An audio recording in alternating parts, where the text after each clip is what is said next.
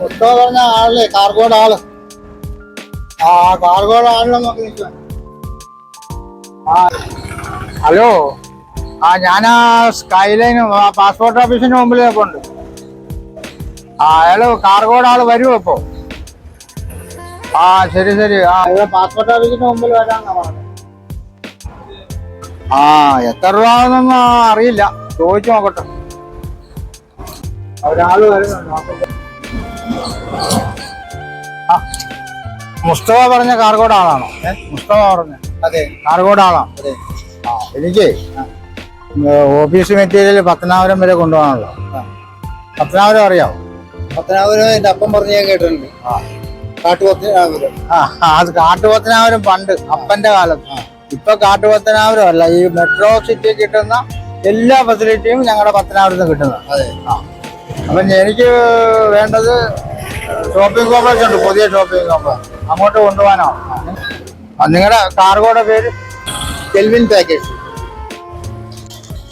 Kelvin package. അതെ. Phone number പറയൂ. 9745391752. Okay. അപ്പോഴേ എനിക്ക് ഓഫീസ് മെറ്റീരിയലാണ് കൊണ്ടുപോകാനുള്ളത്. ഒരു 5 ലക്ഷത്തിൽ രൂപയിൽ കൂടുതൽ സാധനങ്ങൾ വില വരുമത്. അതെ. അതിപ്പോ എത്ര രൂപ അതിന് ചാർജ്? നിങ്ങൾക്ക് എത്ര രൂപ പത്തനാപുരം വരെ? ട്രാൻസ്പോർട്ടിങ് അടക്കം 18,000 രൂപ. 18,000 രൂപ.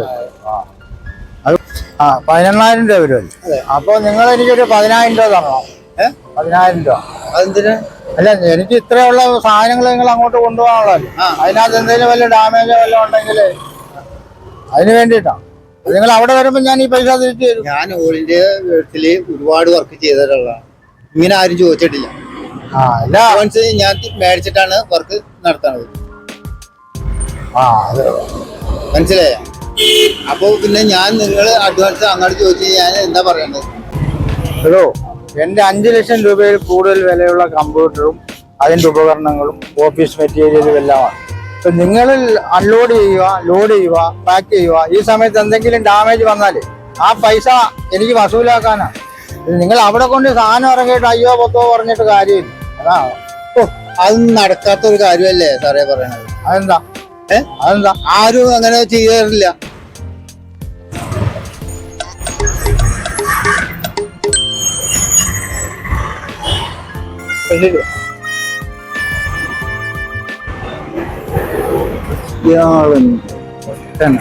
ഹലോ മുസ്തഫ, എടോ ഇതുപോലെയുള്ള വട്ടന്മാരൊന്നും എന്റെ അടുത്ത് പറഞ്ഞേക്കല്ലേ. എനിക്ക് വർക്ക് വയനാട് വർക്കുകളാണ്. ഞാൻ അതും ഉപേക്ഷിച്ചിട്ടാണ് ഞാൻ ഇത് വേണ്ടി വന്നത്. ഇയാള് എന്തൊക്കെയാണ് ഈ പറയണത്? ഇതുപോലെയുള്ള വട്ടന്മാരെ എന്റെ അടുത്തോട്ട് പറഞ്ഞേക്കാൻ. ഓക്കെ.